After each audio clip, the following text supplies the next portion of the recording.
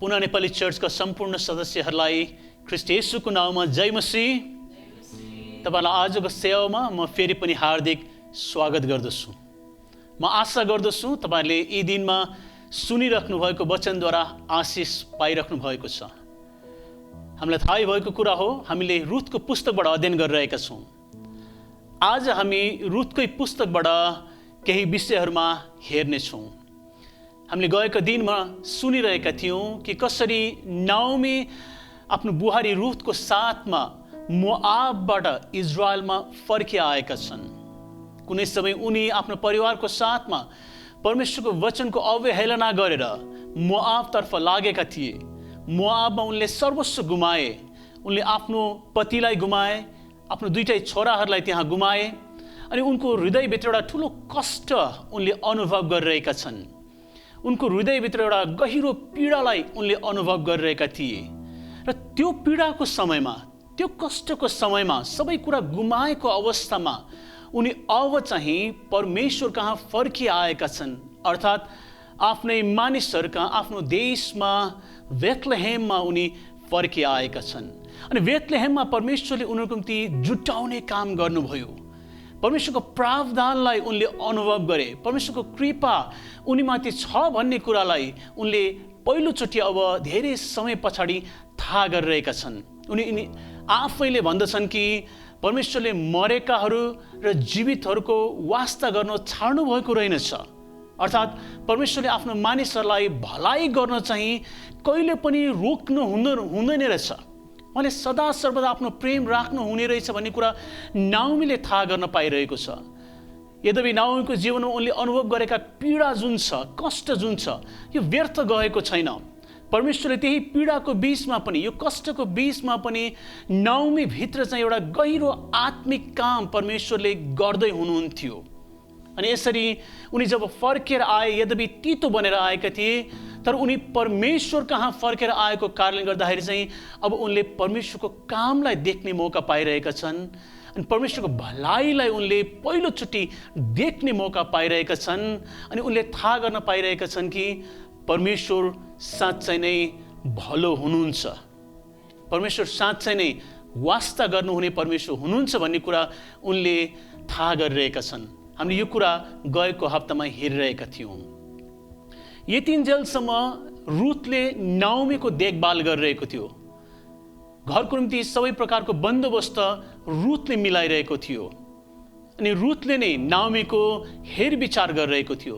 अब नाओमीले आफ्नो बुहारी रुथको निम्ति एउटा योजना बनाएको छ। नाओमीले रुथलाई भन्दछन् कि रुथ, म रहुन्जेल तिम्रो घरबार बसालेको के मैले देख्न नपाउने र? तिमी सुरक्षित भएको के मैले देख्ने चाहना गर्नु नपाउने र? नाओमीले चाहिँ रुथसँग यो प्रश्न गर्दैछन्।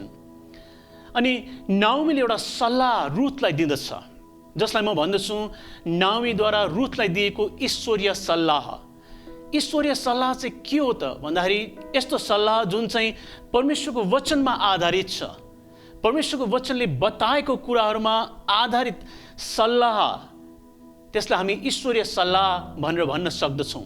अनि यहाँ नाओमीले रुथलाई त्यस प्रकारको सल्लाह दिइरहेका छन्।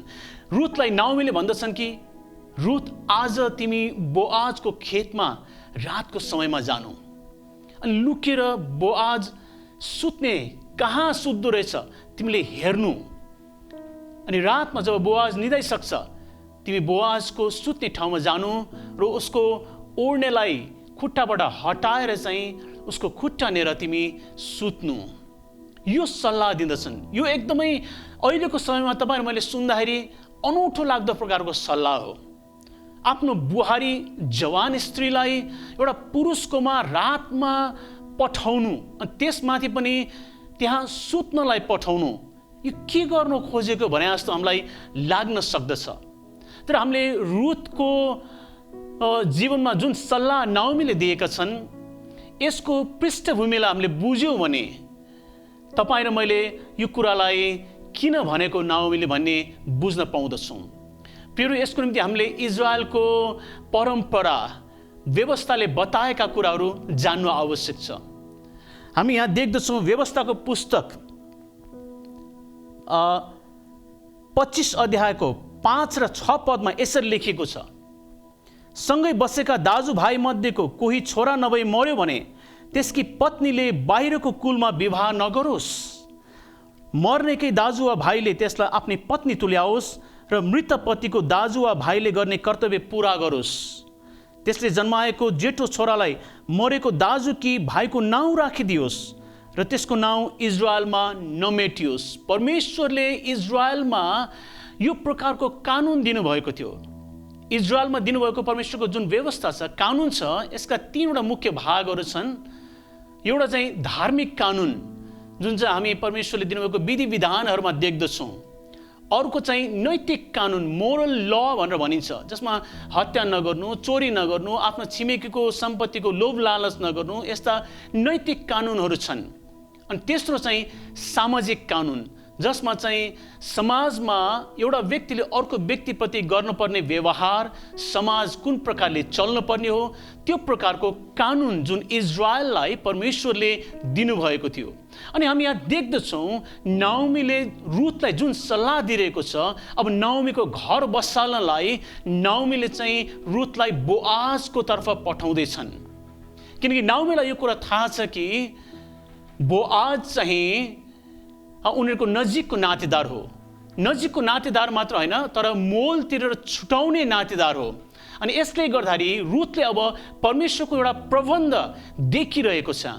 परमेश्वरको एउटा ठुलो काम गर्न लाग्नु भएको छ। यसैको निम्ति मोआबबाट चाहिँ परमेश्वरले रुथलाई यसरी इजरायलमा ल्याउनु भएको हो भन्ने कुरा नाओमीले थाहा गर्न सकिरहेको छ। अनि उनले नजिकको नातेदारकोमा रुथलाई पठाउने योजना बनाइरहेको छ। उनको योजना वास्तवमा भन्यो भने चाहिँ परमेश्वरको वचनले बताएको अनुसार, परमेश्वरले दिनुभएको कानुनले बताएको अनुसार उनले यो योजनालाई परमेश्वरको कानुनमा अडाइरहेको छ। अनि यसरी यो सल्लाह उनले रुथलाई दिँदछ। प्रियहरू, नाओमी आफ्नो जीवनको कष्टहरूद्वारा, दुःखहरूद्वारा, पीडाहरूद्वारा भएर आएकी स्त्री हुन्। यो समयसम्म पुग्दाखेरि उनी एउटा परिपक्व स्त्री बनिसकेकी छिन्। आत्मिक रूपमा वास्तवमै भन्ने हो भने चाहिँ उनी परमेश्वरको कुराहरूलाई बुझ्ने व्यक्ति बनेका छन्। परमेश्वरको व्यवस्थाका कुराहरूलाई बुझ्ने, परमेश्वरको गर्न लाग्नुभएको योजनालाई बुझ्न सक्ने क्षमता भएकी स्त्री बनेका छन्। किनकि उनको पीडाद्वारा चाहिँ परमेश्वरले उनमा गहिरो एउटा आत्मिक परिपक्वता पनि निर्माण गर्दै हुनुहुन्छ। त्यसले गर्दाखेरि एउटा कुरा म तपाईँलाई के भन्न चाहन्छु भन्दाखेरि, तपाईँ र मेरो जीवनमा आएको दुःख, कष्ट, पीडाको अनुभवहरू जुन छन् त्यो व्यर्थका अनुभवहरू होइनन्। यदि त्यस्तो समयमा हामी परमेश्वरतर्फ फर्कन सिक्यौँ भने परमेश्वरले हामीभित्र पनि गहिरो आत्मिक परिपक्वता निर्माण गर्नुहुन्छ।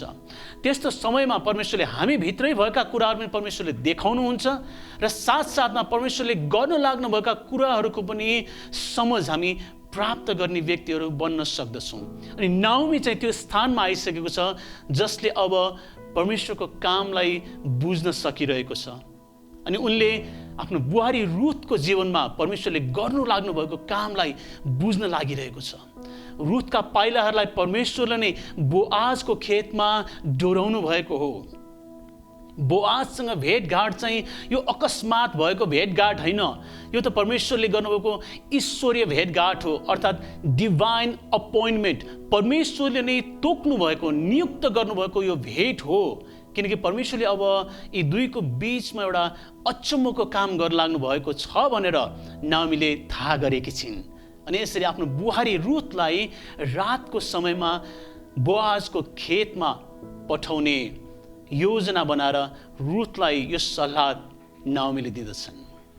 परमेश्वरको वचनमा लेखिएको छ अयुबको पुस्तक 12:12 कि पाको व्यक्तिहरूमा चाहिँ बुद्धि पाइन्छ, धेरै लामो उमेर जिएका मानिसहरूमा चाहिँ समझशक्ति पाइन्छ।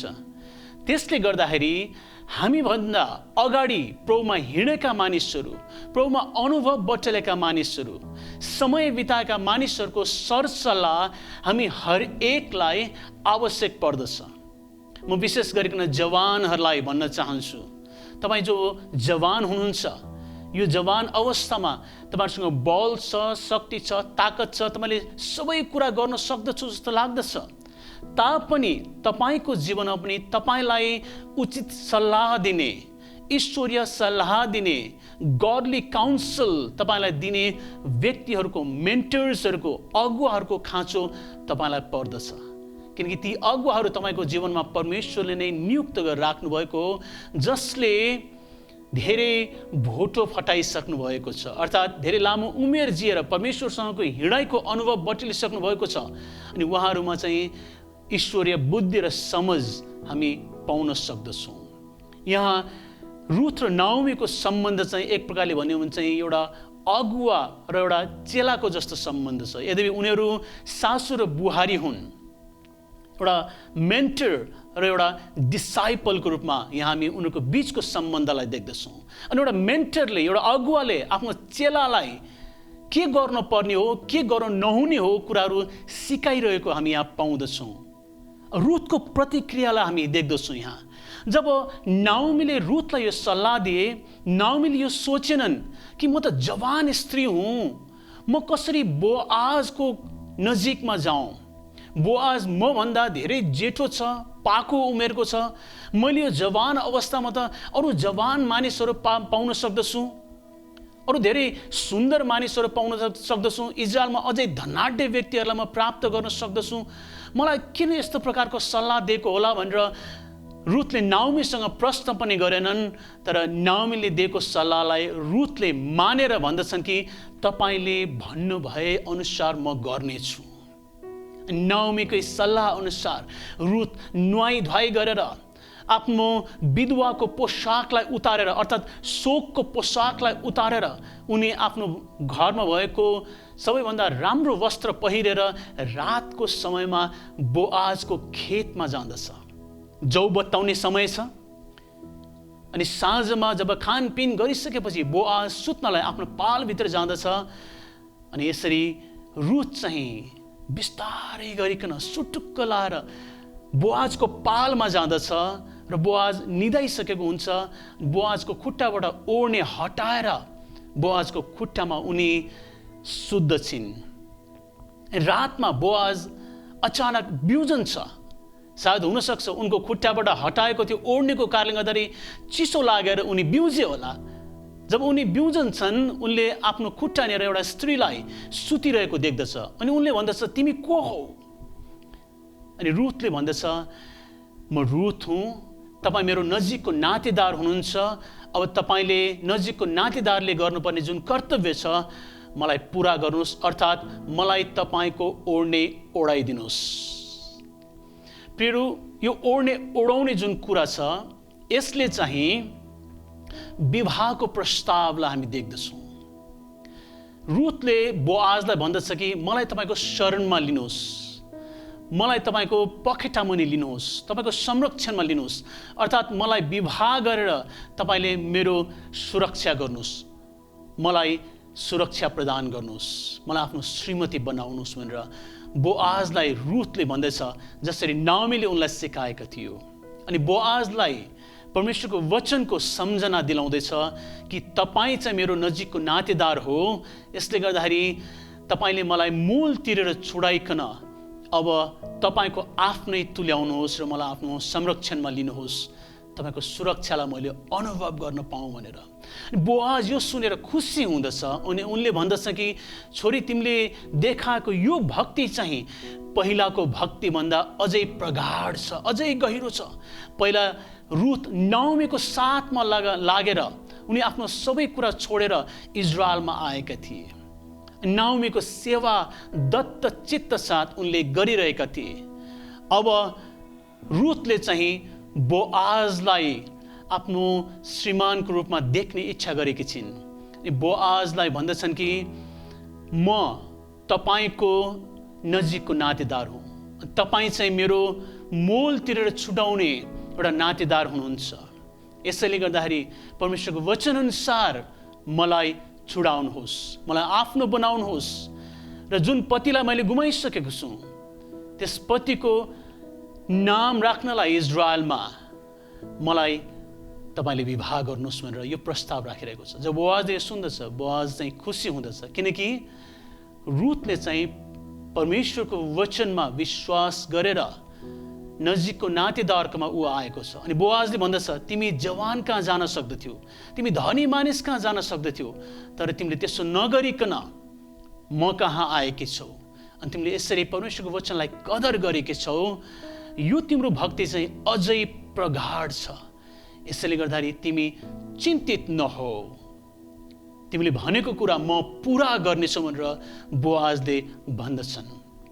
प्रिय इजरायलमा परमेश्वरले जुन बन्दोबस्त गर्नुभएको थियो विधवाको निम्ति, यदि एउटा विधवा चाहिँ बिना सन्तान रहेको छ भने, उनको श्रीमान बिना सन्तान मरेको छ भने चाहिँ त्यही परिवारका दाजुभाइहरू मध्येबाट कसैले उनलाई विवाह गरेर सन्तान जन्माउनु पर्ने। अनि त्यो जन्मिएको सन्तान चाहिँ त्यो मरेको व्यक्तिको सन्तानको रूपमा उसको नाम राख्नलाई अनि उसको जायजता पनि त्यो व्यक्तिको त्यही सन्तानमा सर्ने प्रकारले इजरायलमा यो बन्दोबस्त परमेश्वरले मिलाउनु भएको थियो, ताकि त्यो व्यक्ति जो मरेको छ उसको नाम चाहिँ इजरायलबाट चाहिँ नहटोस् भनेर परमेश्वरले यसरी यो बन्दोबस्त मिलाउनु भएको थियो। अनि रुथले चाहिँ यहाँ बोआजलाई नाओमीको सल्लाहमा यो प्रस्ताव राखिरहेको हामी पाउँदछौँ। अनि बोआज चाहिँ यो कुराले खुसी भएको हामी यहाँ पाउँदछौँ। अनि यति मात्र होइन, लेवीको पुस्तक 25 अध्यायको 25मा यसरी लेखेको हामी पाउँदछौँ, यदि गरिबीले गर्दा छिमेकीहरूमध्ये कसैले आफ्नो जग्गा जमिनको कुनै हिस्सा बेच्नु पर्यो भने त्यसको नजिकको आफन्त आएर त्यो निखनोस्। जब नाओमी आफ्नो पतिको साथमा मोआबतर्फ लागेका थिए, सायद हुनसक्छ उनले आफ्नो जग्गा जमिन अरूलाई बेचेर गएको थियो। अनि इजरायलमा चाहिँ परमेश्वरले यस प्रकारले बन्दोबस्त गर्नुभएको थियो कि जग्गा जमिन चाहिँ परमेश्वरको हो, तर परमेश्वरले इजरायलका कुललाई उनीहरूको कुल अनुसार जग्गा जमिन चाहिँ बाँडफाँड गरिदिनु भएको थियो, ताकि जुन कुललाई त्यो जमिन दिएको हो त्यसै कुलसँग त्यो रहोस् भनेर, अनि एउटा कुलबाट अर्को कुलमा नजाओस् भनेर परमेश्वरले चाहिँ यो प्रकारको कानुन, यो व्यवस्था परमेश्वरले नै गरिदिनु भएको थियो। अनि यदि कुनै व्यक्तिले आफ्नो गरिबीको कारणले गर्दाखेरि, अभावको कारणले गर्दाखेरि आफ्नो जमिन बेच्दछ भने उसको नजिकको नातेदारले आएर त्यो जमिनलाई छुडाउन सक्दथ्यो। यदि नजिकको नातेदारले छुडाउन मान्दैनन् भने पनि त्यो व्यक्ति जब पैसा कमाएर धनी हुँदथ्यो उसले आफ्नो जमिनलाई पछि गएर पनि बेचेकै मोलमा छुडाउन सक्दथ्यो। यो प्रावधान परमेश्वरले पहिलादेखि राखिदिनु भएको थियो। अनि जुन समयमा उसले बेचेको हो अनि त्यो बेलादेखिको अहिलेसम्मको त्यो खेतीकोबाट जति पनि रकमहरू लाग्दछ त्यो थपेर त्यो व्यक्तिले आफ्नो जमिनलाई छुडाउन सक्दथ्यो। यदि त्यसो होइन भने नजिकको नातेदारले छुटाउन सक्दथ्यो।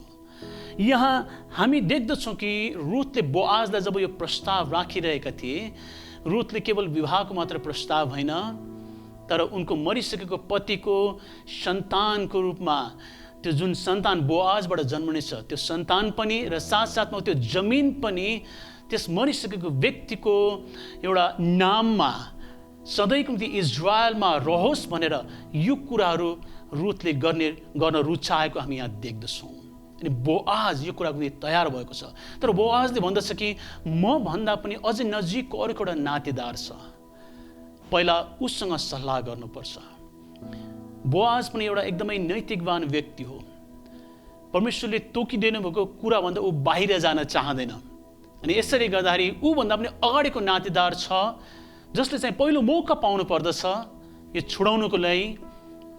अनि यो प्रस्ताव चाहिँ उसले भन्दछ रुथलाई, म अवश्य नै गर्नेछु, मैले जे गर्न सक्छु म गर्नेछु, तर त्योभन्दा अगाडि मभन्दा अगाडि भएको व्यक्तिले चाहिँ पहिला मौका पाउनु पर्दछ। अनि जब यो कुराहरू भइसक्दछ बोआजले रुथलाई भन्दछ, तिमी आज यही सुतिरह, बिहान नउन्जेल कसैले नदेखोस्। अनि बिहानसम्म रुथ त्यहीँ सुतेर बस्छ। अनि जब बिहान हुन्छ झिसमिसमा उनी उठ्दछिन्। अनि बोआजले उनलाई भन्दछन् कि कसैले नदेख्ने गरी तिमी आफ्नो सासू कहाँ फर्केर जाऊ, तिमी खाली हात आफ्नो सासू कहाँ फर्केर जानु हुँदैन। त्यसले गर्दाखेरि 6 पाती जौ बोआजले रुथलाई दिँदछ। अनि यो चाहिँ उनले उनको सासूकोमा लिएर जानलाई, उपहार स्वरूप लिएर जानलाई, खाली हात नजानलाई बोआजले भन्दछ।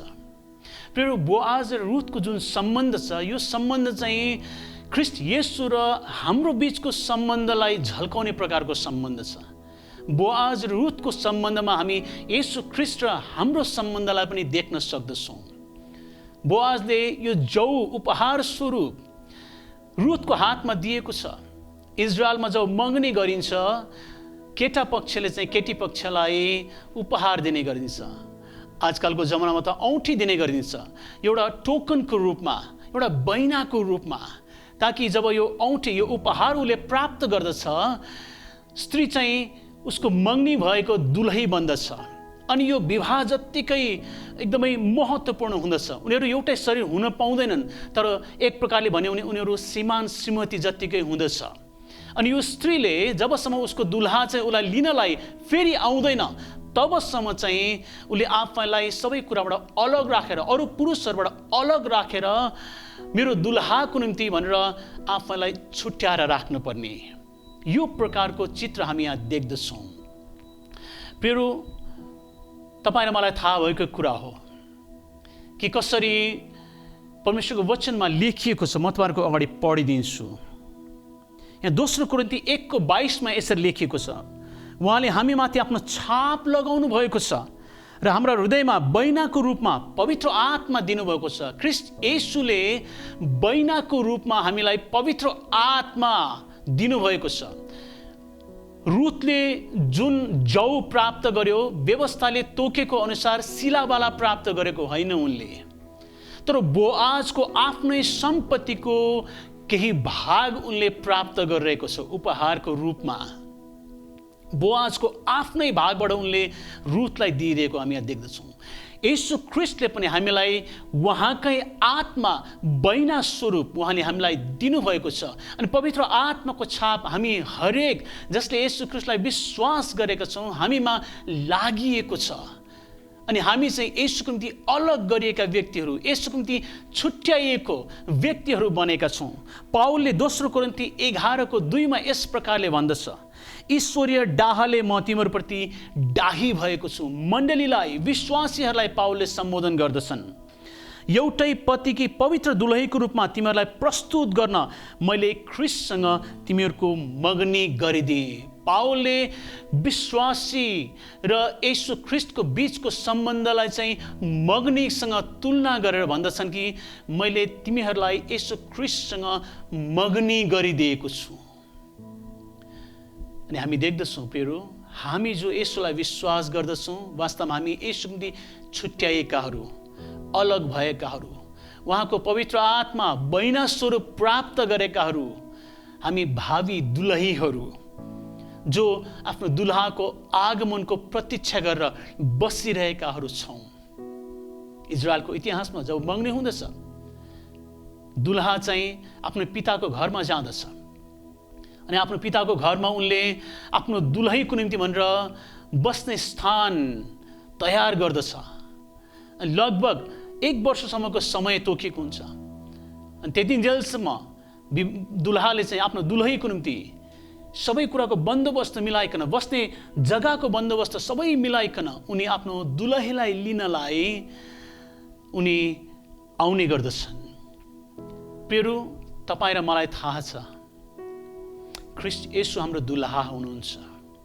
जसरी बोआज चाहिँ रुथको दुल्हा, रुथ र बोआजको बीचमा एक प्रकारले भने त्यो मगनी जस्तै हामी यहाँ देख्दछौँ। रुथ आफ्नो घरमा फर्केर आएको छ अनि नाओमीले रुथलाई भन्दछन् कि अब तिमीले केही पनि गर्नु आवश्यक छैन, अब तिमी चुपचाप लागेर केवल प्रतीक्षा गरेर बस्छ, जे गर्नुपर्छ बोआजले गर्नेछ, अनि तिमी चाहिँ केवल हेरेर बस्छ। बोआज निदाउन सक्ने छैन, बोआज चुपचाप बस्न सक्ने छैन, किनकि बोआजले तिमीलाई प्रतिज्ञा दिइसकेको छ अनि जे गर्नु आवश्यक छ तिमीलाई दुलही तुलाउनको निम्ति बोआजले ती सबै कुराहरू अब गर्नेछन्। यो सल्लाह दिँदछ। प्रियो, तपाईँ र मेरो दुल्हा जसले हामीलाई पवित्र आत्मा बैनाको रूपमा दिनुभएको छ, उहाँ पनि तपाईँ र मलाई लिनलाई एक दिन आउँदै हुनुहुन्छ। अनि उहाँ अहिले चाहिँ आफ्नो पिताको घरमा तपाईँ र मेरो निम्ति बस्ने जग्गा तयार पार्नलाई जानुभएको छ। उहाँ आफैले भन्नुभएको छ, मेरो पिताको घरमा धेरै बस्ने ठाउँहरू छन्, म त्यो तयार गर्न गइरहेको छु। जब त्यो तयार हुन्छ म तिमीलाई लिन आउनेछु। फेरि हाम्रो दुलहा पनि हामीलाई लिन आउँदै हुनुहुन्छ। हामीले केही पनि गर्नु पर्दैन। अब दुलहाको आगमन, दुलहा जब तयार हुन्छ उहाँ आउनुहुनेछ। त्यसले गर्दाखेरि हामी चिन्तित पनि हुनु पर्दैन। हामी के होला भनेर आत्तिएर पनि बस्नु आवश्यक छैन। हाम्रो दुलहा चाहिँ अवश्य नै लिनलाई आउनुहुनेछ। यो कुरामा हामी निश्चिन्त बन्न सक्दछौँ। आज हामीले अध्याय 3बाट केही महत्त्वपूर्ण कुराहरू सिकेका छौँ। पहिलो कुरा त हाम्रो जीवनमा कष्ट र सङ्कष्ट आउँदाखेरि यदि हामी परमेश्वरमा फर्कन्छौँ भने परमेश्वरले हामीभित्र पनि गहिरो आत्मिक परिपक्वताको सृजना गर्न सक्नुहुन्छ। त्यसैले गर्दाखेरि हाम्रो अप्ठ्यारो समयमा हामी फर्केर आउने जग्गा चाहिँ परमेश्वर हो। यदि सङ्घर्ष नै गर्नुपर्छ भने हामीले परमेश्वरसँग सङ्घर्ष गर्ने हो। परमेश्वरसँग जसले युद्ध लड्दछ, कुस्ती लड्दछ, परमेश्वरसँग जो सङ्घर्ष गर्दछ, परमेश्वरको गुप्त स्थानमा जो परमेश्वरसँग आफ्नो दुःख पोखाउनलाई जाँदछ, त्यस्ता व्यक्तिहरूको जीवनमा परमेश्वरले गहिरो रूपमा कार्य गर्न सक्नुहुन्छ। त्यस्ता व्यक्तिहरूले परमेश्वरको गहिरो मुहानबाट पिरहेको हुन्छ। यसैले गर्दाखेरि जसरी नाओमी परमेश्वर कहाँ फर्केर आएका छन्, हामी पनि परमेश्वर कहाँ फर्केर आउनु आवश्यक छ। अनि जब हामी यो आत्मिक समझलाई प्राप्त गर्दछौँ, हामी आत्मिक सरसल्लाह दिने व्यक्ति बन्दछौँ। जसरी नाओमी पनि ईश्वरीय सल्लाह दिने व्यक्ति बनेको छ। अनि हामी हरेकलाई ईश्वरीय सल्लाहको खाँचो छ। तपाईहरुमा हरेक जसले येशूलाई विश्वास गरेका छौँ, हामी सिद्धतासम्म जबसम्म पुग्दैनौँ तबसम्म हामीलाई कोही न कोही व्यक्ति हाम्रो जीवनमा सल्लाह दिनलाई, ईश्वरीय रूपमा हामीलाई बाटो देखाउनलाई, सरसल्लाह दिनलाई, उत्साह दिनलाई त्यस्ता व्यक्तिहरूको खाँचो हामी हरेकलाई पर्दछ। तपाईलाई सल्लाह दिने व्यक्ति को हो? तेस्रो कुरा चाहिँ जब नाओमीले रुथलाई परमेश्वरको वचनबाट सल्लाह दिइन्, रुथले आज्ञा पालन गरेकी छिन्, एउटा चेलाले झैं।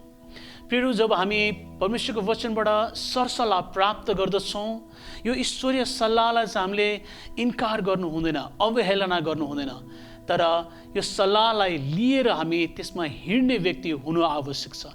यदि हामीले यसो गर्यौँ भने साँच्चै नै परमेश्वरको आशिषलाई हाम्रो जीवनमा हामीले अनुभव गर्न पाउनेछौँ। हामी आफै पनि आत्मिक परिपक्वतातर्फ लम्कँदै गरेका हुन्छौँ।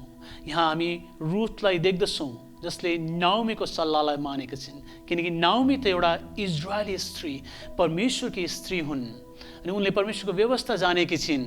अनि परमेश्वरको व्यवस्थाद्वारा, परमेश्वरको कानुनद्वारा, परमेश्वरको वचनद्वारा उनले सल्लाह दिइरहेकी छिन्। अनि यहाँ रुथले आफ्नो सासूको सल्लाहलाई सहर्ष स्वीकार गरेर यो अप्ठ्यारो प्रकारको सल्लाह भए तापनि कुनै पनि प्रकारको कुरा विचार नगरिकन आफ्नो सासूले भनेको कुरालाई उनले मानेकी छिन्। यहाँ अनि हामी देख्दछौँ बोआजको नैतिक चरित्रलाई। उनले चाहेको भए रुथलाई त्यतिकै आफ्नो बनाउन सक्दथ्यो, तर परमेश्वरको वचन अनुसार उभन्दा अर्को व्यक्ति चाहिँ अझ नजिकको नातेदार भएको कारणले गर्दाखेरि पहिलो मौका चाहिँ उनले त्यस व्यक्तिलाई दिन चाहिरहेको हामी देख्दछौँ। अनि ऊ पनि एउटा नैतिकवान व्यक्ति हो।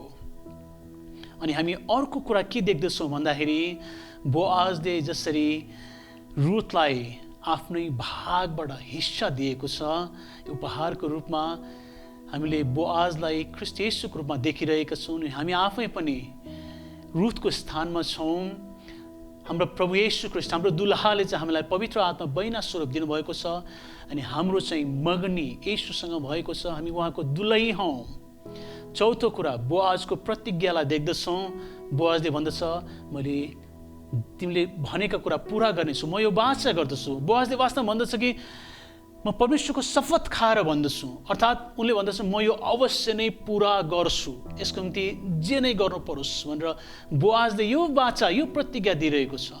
अनि ऊ आफ्नो दुलहीलाई लिन आउनलाई जे गर्नुपर्छ त्यो गर्नलाई ऊ तयार बनेको छ। प्रिय तपाईँ र मेरो प्रभु पनि येशू पनि हामीलाई लिन आउनलाई उहाँले प्रतिज्ञा दिएर जानुभएको छ। उहाँले भन्नुभएको छ, म तिमीहरूलाई लिन आउनेछु। उहाँले भन्नुभएको छ। पिताले एक दिन उहाँलाई पठाउनुहुन्छ। उहाँ हामीलाई लिनलाई, उहाँको दुलहीलाई लिनलाई अवश्य नै आउनुहुन्छ।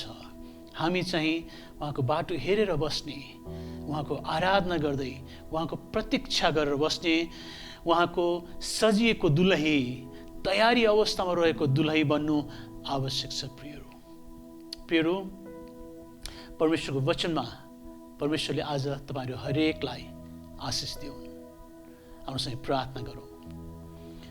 प्रभु, तपाईँलाई हामी धन्यवाद चढाउँदछौँ तपाईँको वचनद्वारा आज हामीसँग बोल्नु भएको लागि। हामीले तपाईँको वचनबाट धेरैवटा कुराहरू आज सुनेका छौँ। साँच्चै नै प्रभु, हामीलाई जीवनको हरेक क्षणमा सरसल्लाह दिने व्यक्ति, परिपक्व व्यक्तिहरूको खाँचो छ। हाम्रो जीवनमा पनि परिपक्व आवाजहरू, ती ईश्वरीय सल्लाह दिने व्यक्तिहरू तपाईँले राख्नुभएको छ। त्यस्ता सल्लाहहरूलाई हामीले सुनेका हौँ, आज्ञा पालन गर्ने व्यक्तिहरू बन्न सकेका हौँ। हामी आफ्नै मनको इच्छामा हिँड्ने मानिसहरू नभएका हौँ प्रभु, तर तपाईँको वचनले बताएको अनुसार हामी गर्नेहरू बन्न सकेका हौँ। हामीलाई सहायता गर्नुहोस् यो कुरामा। जसै हामी हाम्रो दुलहा तपाईँको आगमनको प्रतीक्षामा बसिरहेका छौँ प्रभु, साँच्चै नै प्रभु, तपाईँलाई मनपर्दो जीवन जिएर, तपाईँको आज्ञा पालन गर्दै प्रभु सजिएर तपाईँको प्रतीक्षामा तयारी अवस्थामा रहेको हामी हुन सकेका हौँ, ताकि तपाईँ आउनु हुँदाखेरि हामी मण्डली एक विश्वासीहरू तयार रहन सकेका हौँ, तपाईँलाई स्वागत गर्न सकेका हौँ। तपाईँलाई धन्यवाद दिँदछौँ आज हामीसँग बोल्नु भएको लागि। तपाईँलाई महिमा होस्। येशू प्रभुको नाउँमा हामी आशीर्वाद लिनेछौँ। परमेश्वर पिताको प्रेम, प्रभु येशू ख्रिस्टको अनुग्रह, पवित्र आत्माको शान्ति, संगति, सहभागिता र सामर्थ हामी हरेकको साथमा, विश्व मण्डलीको साथमा सदा सर्वदा बनिरहन्। आमेन। सबैलाई जय मसीह।